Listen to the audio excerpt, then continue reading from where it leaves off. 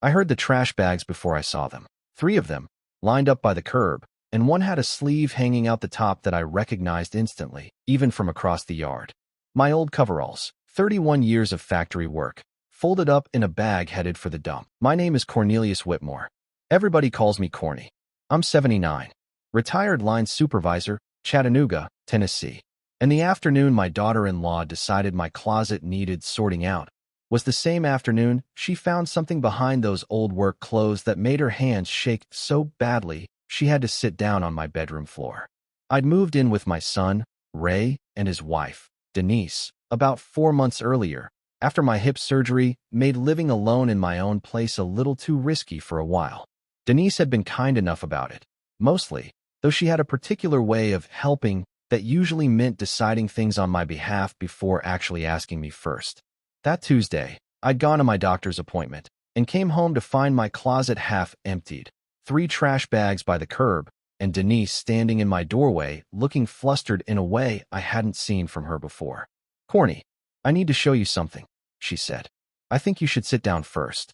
"Denise, where are my work clothes?" "I threw those out." "I'm sorry, they were just so old and worn through," I figured. "Those coveralls were from my last year at the plant, Denise. 1989. "I didn't know that," she said, her voice smaller now. "Corny, that's not even the thing I need to show you." I followed her into my room, my chest still tight over those coveralls. 30-some years of factory dust worked into fabric I'd never once thought to explain the importance of to anyone. Behind where my clothes had hung for 4 months, pushed back against the closet wall, sat a small gray safe I'd brought with me from my old house, deliberately tucked behind enough clothing that most people wouldn't think twice about it. The safe door was open. "Denise, why is my safe open?" "It wasn't locked," she said quickly. "I swear, Corny, I wasn't trying to snoop. I was just moving the last bag of clothes and I saw it sitting there, and the door was already cracked open, so I looked, and She stopped talking and just pointed.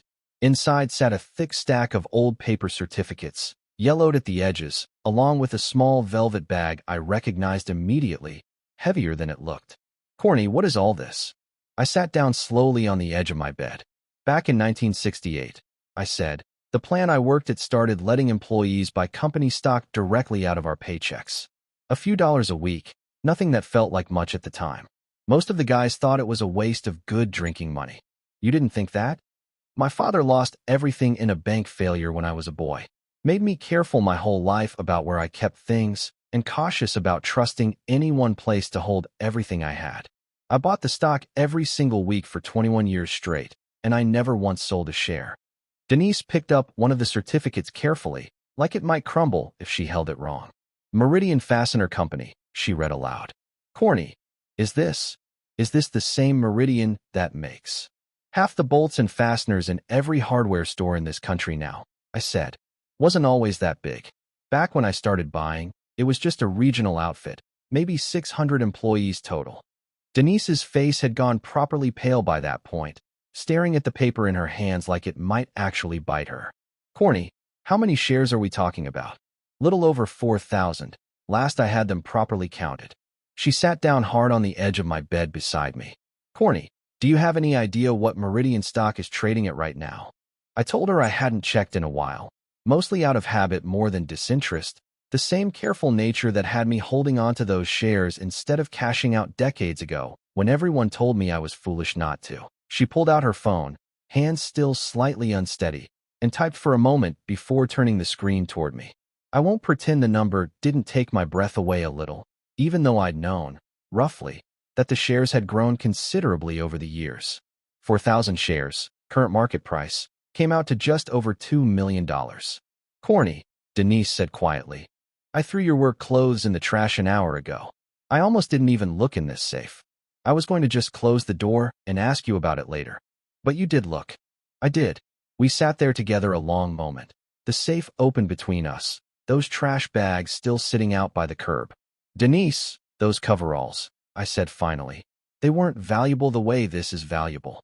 But I wore them the day I got promoted to line supervisor.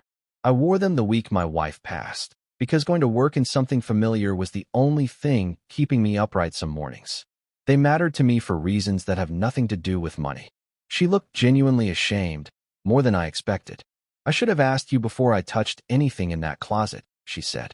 I got it in my head that I was helping, and I never once considered that some of what looked like junk to me might have actually mattered to you.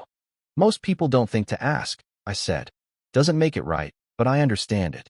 Ray came home a short while later, and Denise, to her credit, told him everything herself before I had to say a word, including the part about the coveralls, which she clearly felt worse about than the safe itself, oddly enough.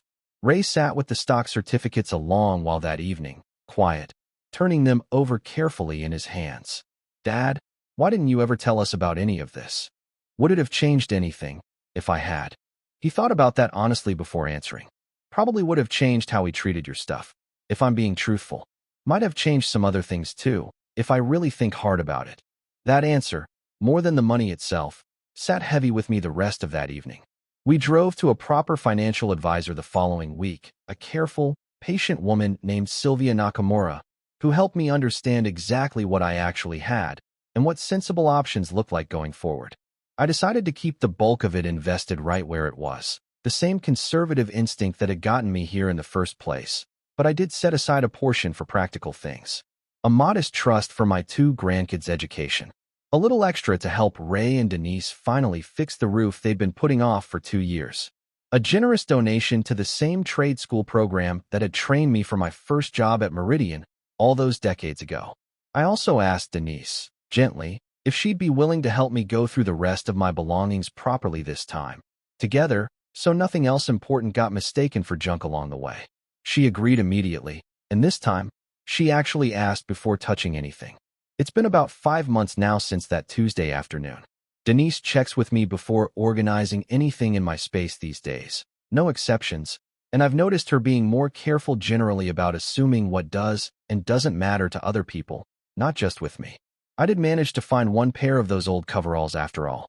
Denise, feeling guilty, had actually pulled 1 pair back out of the bag before the trash truck came, tucked away separately without telling me, and gave them back to me a few weeks later, freshly washed, folded neatly on my bed with a small note. Figured some things are worth keeping, even if I don't fully understand why, the note said. I'm sorry I didn't ask first. I keep those coveralls in my closet still, hanging in plain sight now instead of pushed back and forgotten, right beside the safe, which stays locked properly these days, though the door's never quite as important to me now as knowing the people around me finally understand what's actually worth protecting. Some fortunes, I've learned, aren't just about what number shows up on a screen when somebody finally checks. Sometimes they're about who finally learns to ask before deciding what matters, and who finally learns to slow down long enough to actually listen to the answer. If this story got to you, hit like, drop a comment, and subscribe for more. I'll see you in the next one.